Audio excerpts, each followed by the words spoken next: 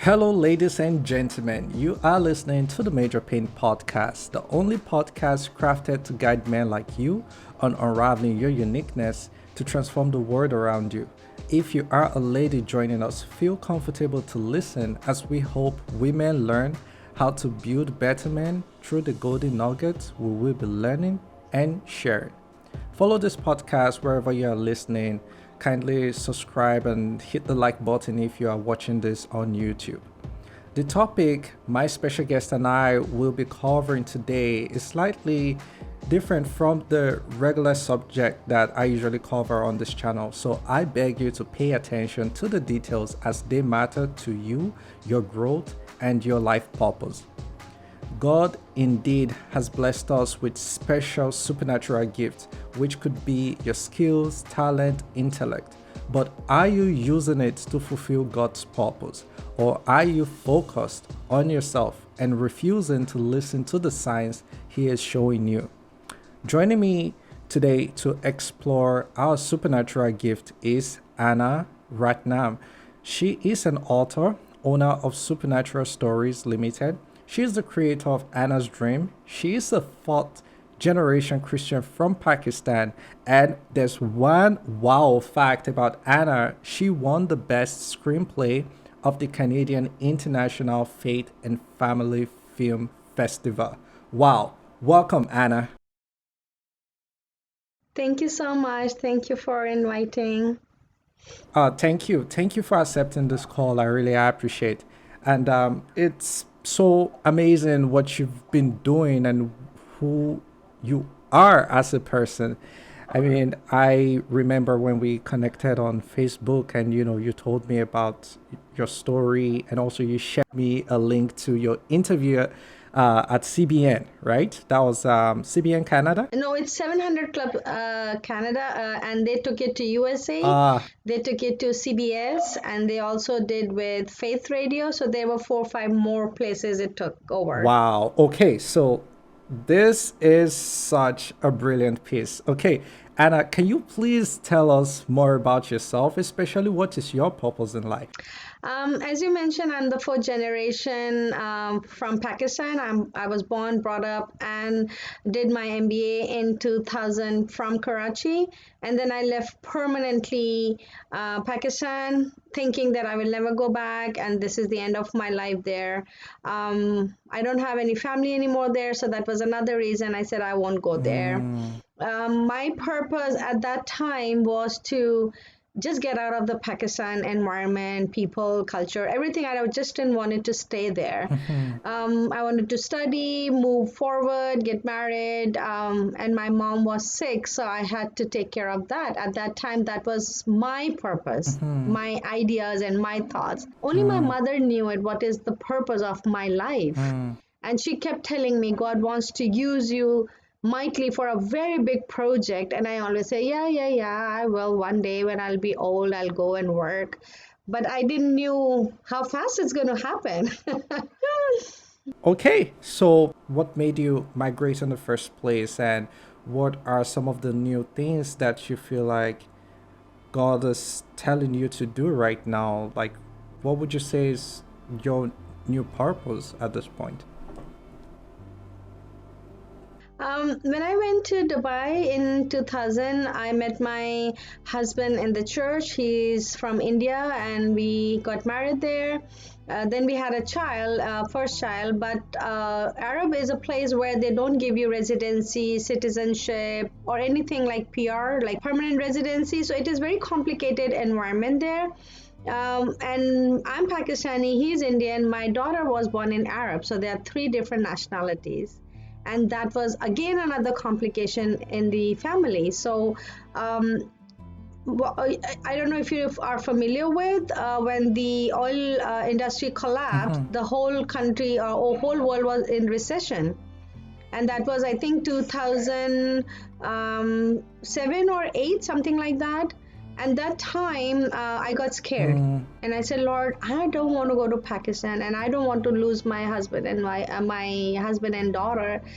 He will go to India. I will go to Pakistan. Where my daughter is going to go? So that question was scary for me at that time. And then I start praying. And when I was working with one of the immigration consultant when I was in grade 10, at that time he opened my file and he said, Hannah, you will need this immigration file one day. I know you will need this. So he just opened my file and it kept for 25 years in the office. Wow. And then he says, yeah, I never wanted to go. And, like Pakistani girls, families, they don't allow you to go alone out. So that was another reason. So when I had all this situation going on and I said, oh Lord, what am I going to do? So when I was praying, God showed me that file. It is open. It's been so many years now. And I said, Lord, usually it's within 4-5 years files are closed. And it's been more than 20 years now. Yeah. How come it's open still? So I just trusted him. And I called my consultant and I said, can you please check if my file is still open? And he says, oh, it's been so many years, you won't get any immigration. I said, no, I know it's open. Can you go and check? And he was shocked to say that I'm sitting in Dubai telling him to go and check my file. He finally called me back and he said, it is open. Wow. How did you know that? I said, I was just praying and God told me, can you please add my husband and my daughter? And I need to go to Canada now. Wow. So that's how we moved from Dubai to Toronto. We landed in Toronto in 2008 and for our PR. And then from there, I didn't like Toronto. It was so cold. And my daughter was so young, and I was so young.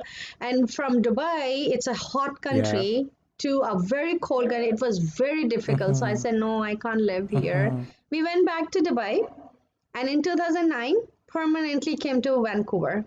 And now we are citizens for last 12 years. I see. Awesome. That's such a remarkable story, especially just, you talking about how effective prayer can be. Because, when people go through problems, they don't consider praying. They feel like that is just not something I would or they would want to do, or knowing that it can be that effective. And I feel like another thing why some people might not even want to pray is that if I pray, how soon will I get the answer? And okay. Maybe my answer came very quickly, maybe within 2 days. Right. No, I like that for the fact that you prayed and you made a move, because they say faith without action it doesn't do anything, right? So you have faith and you need to make an action. So really good that you were able to take that action and make that call and make that move. So this is really good. Okay, so talking about your future film that you're working on, Anna's Dream, can you please share with us what inspired the story? Hannah's Dream is one of the dream which God gave me. I had dreams since age of 9, and most of my dreams used to come to pass. So when I was very young, I had no clue what's going on in my life and why I do get all these dreams.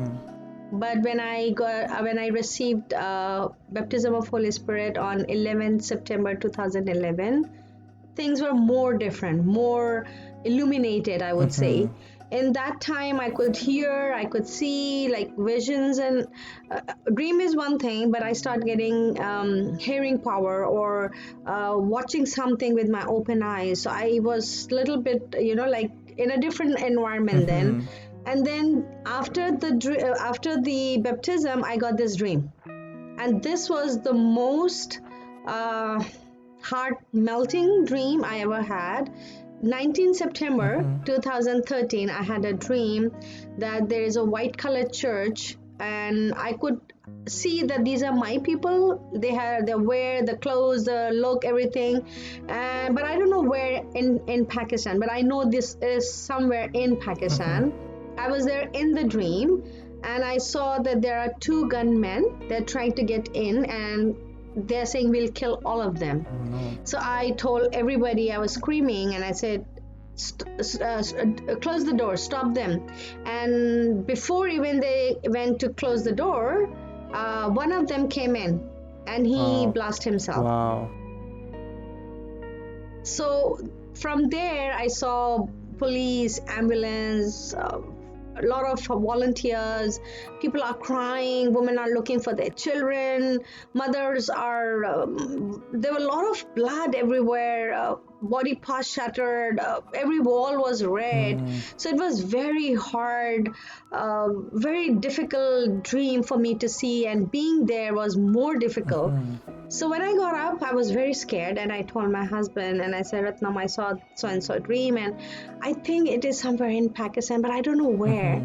So anyhow, I came down, I did a little prayer as usual, the way I used to pray, but I didn't knew at that time that I have to pray every time for such dreams. I didn't knew at that time that I'm supposed to fast or like stand in the gap, these kind of things. I was very newborn, new believer, I would say, having relationship with God after the baptism of Holy Spirit. So it was very new for me, everything.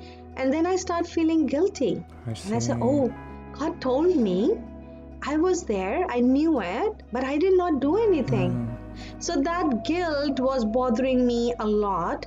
And with that pain and suffering, it was like as if it's inside me. Every day I can hear those voices, children screaming and police. It was just within me, that whole dream. And then I said, Lord, I'm sorry. I will never ever take any of your dreams so easily, and I will never ever ignore you. Whenever you tell me something, I will completely take out my time, intercede, and fast. Whatever I can do, I will do it. So my promise with God was after this dream, actually. And this dream changed my whole life, entire lifestyle, living style, everything was changed. I see. And my more time was in the prayers.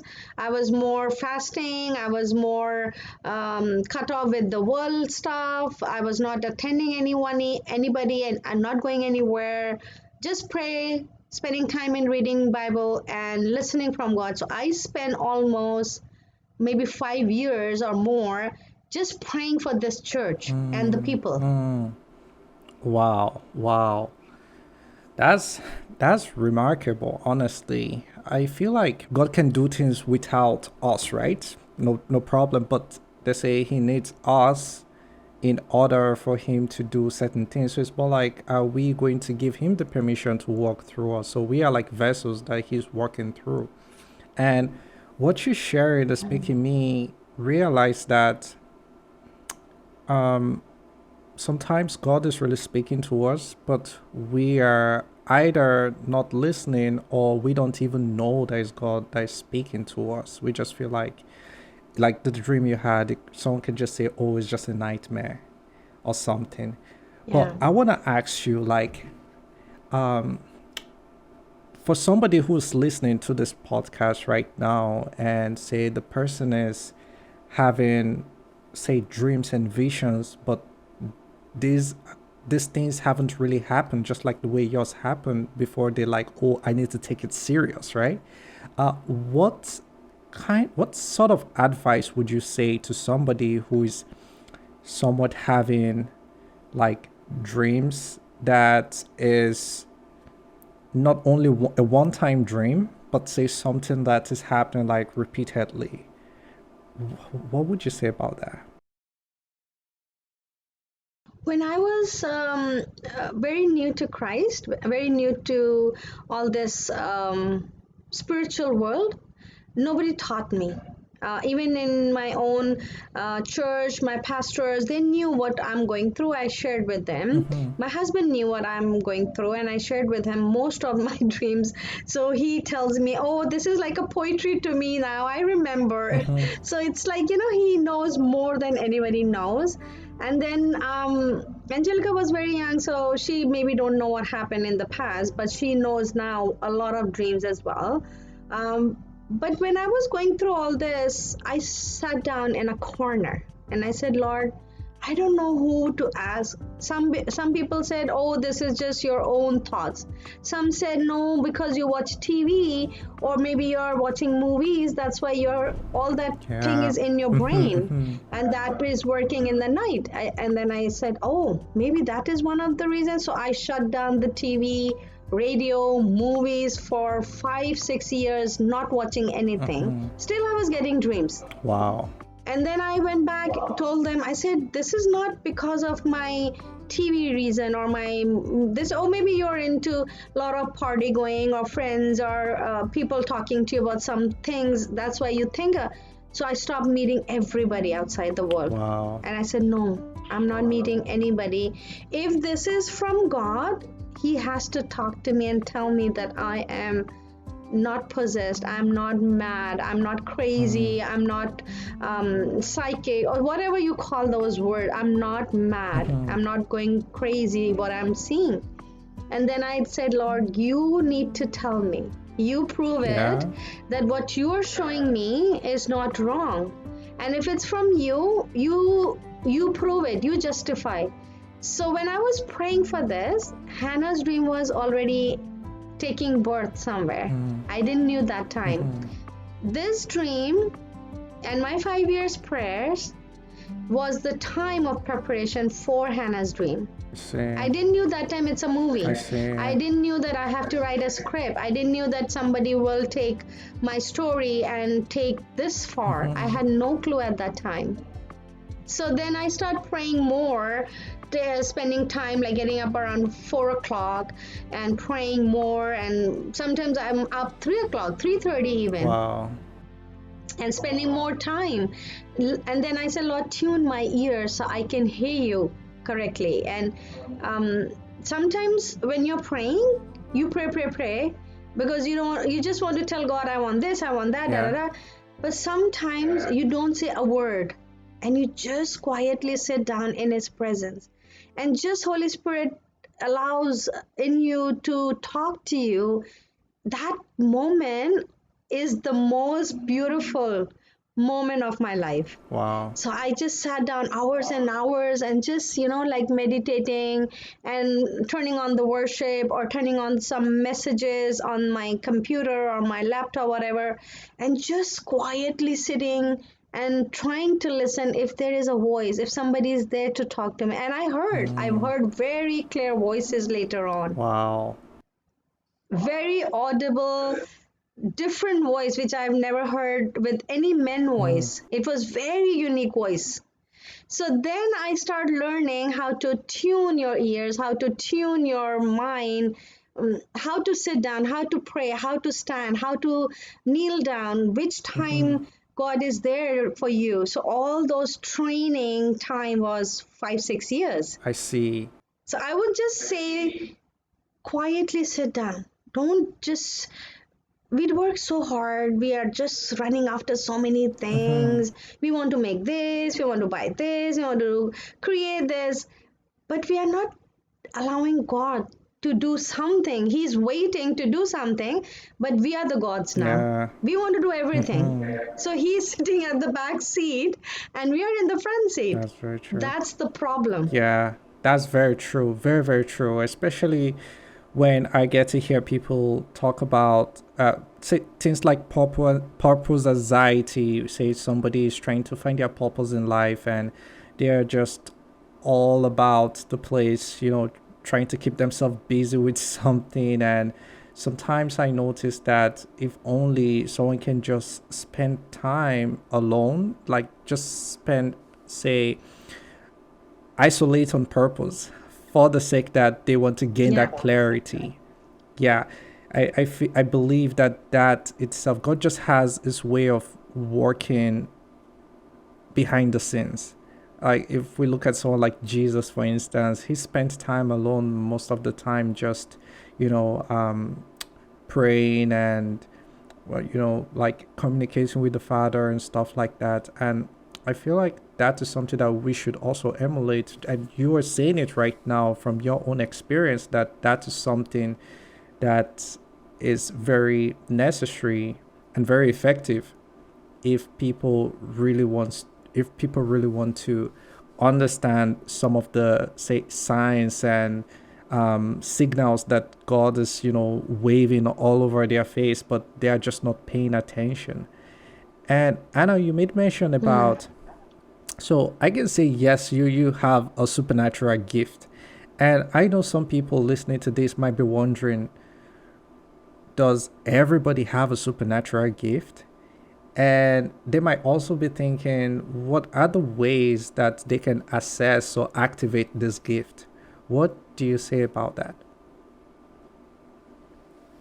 God loves everyone. Does not matter which country, which nation, where you're sitting. He is not interested in your premises or countries. He's interested in you, in your heart. He wants your heart Mm-hmm. basically. So if you the moment you say, Lord, I'm here, I need you, he'll come right away. The moment you say, God, I need to see you, he will make sure that somehow he will show you himself. Um, if you desire him, then he will come. Yeah. He will never do anything forcefully. Mm-hmm. He will never push you to a place where you are not able to do it or comfortable. He wants you to say, yes, I'm here, Lord. I'm listening. I'm waiting. I need you to come. Then he comes. Then he sends his angels. Then he opens his heaven's doors. And then you know exactly, oh, this is something supernatural. Yeah. So it is your availability, your interest, and how much you crave for him, how much you desire him. Some people say, oh yeah, that 5 minutes is okay, or maybe I'm in the car, I'm praying, or maybe I'm just sitting, lying down on my bed and I can pray. No. Mm. Do you lie down in your bed and go to work? No, you go to work when you have to make Yeah, money. yeah. You don't lie down on your bed and make money, right? Mm-hmm. So how can you grow with God when you don't have anything with him? To grow, to have more gifts, to have his voice heard, to get the supernatural blessings, you need to spend time. You need to dedicate a time with him, one day each day. So what I did, I can share my Yeah. experience.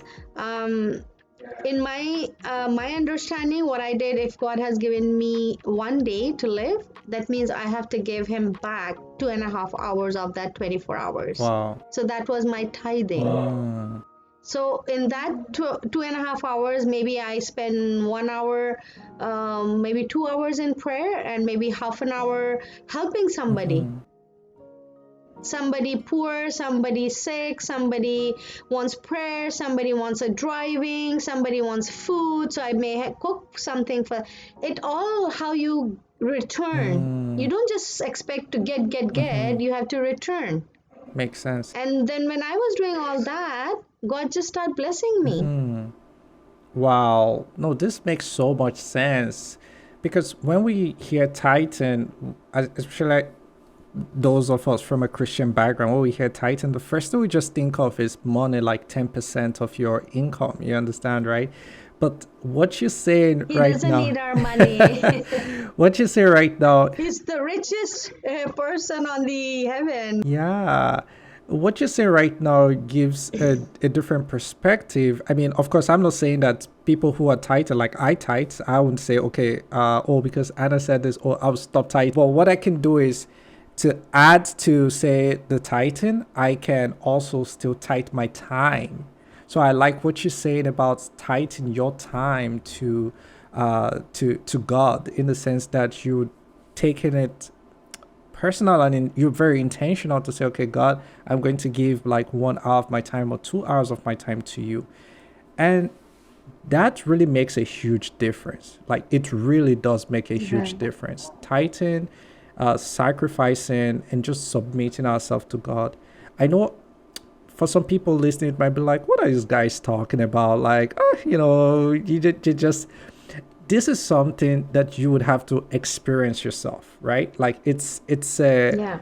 it's it's a transformational experience as a whole that just makes somebody end up like, wow. Like, sometimes I really understand what you say about how overwhelming sometimes the presence of God can be. You just be like, wow, wow, wow. And taking it to even life purpose, our talents, our gift, our skills, like these are things that we are meant to give to God as an offering too. Wherein if you find yourself in the workplace, you are not just in that workplace to serve your boss, you are there to serve God through that workplace. So it's a matter of what are you doing in that workplace? Are you being diligent with your time? Are you being creative? Are you being Right. productive? Or is the person just going to work and just counting hours just to get paid and whatnot, right? So I really like this perspective. And you made mention about your husband, which makes me want to ask you because I know we men, right? Men, very, very special people. Well,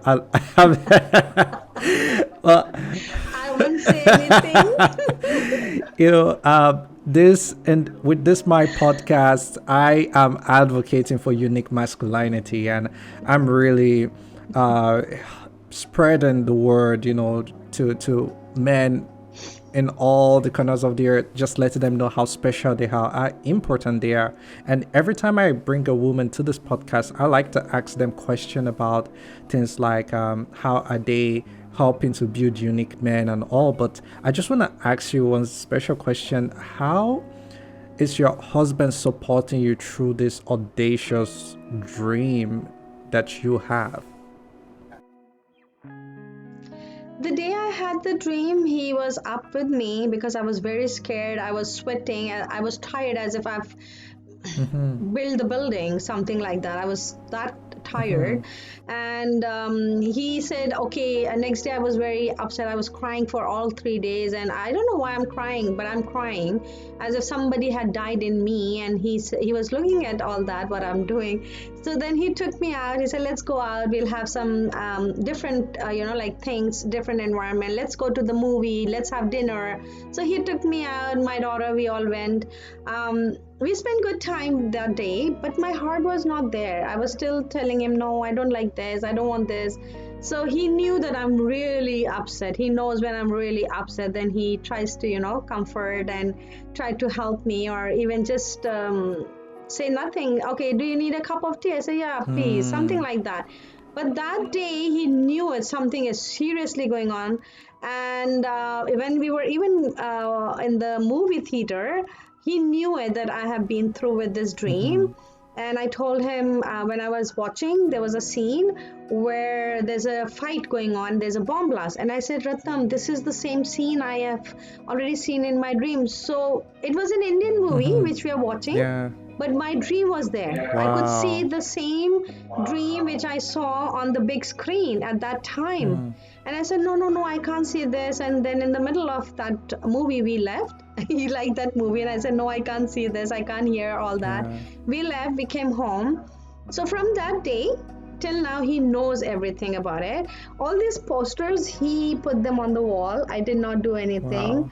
So every time one award comes in, he just make one poster and hang it. So Wow. this is encouraging for me every day that I see them. I thank for his life, and I thank God. And then he created the poster for Hannah's Dream. He did the teaser trailer. He also created some designs. He has very creative mind, That's great. which I can never do. So he does all that creativity.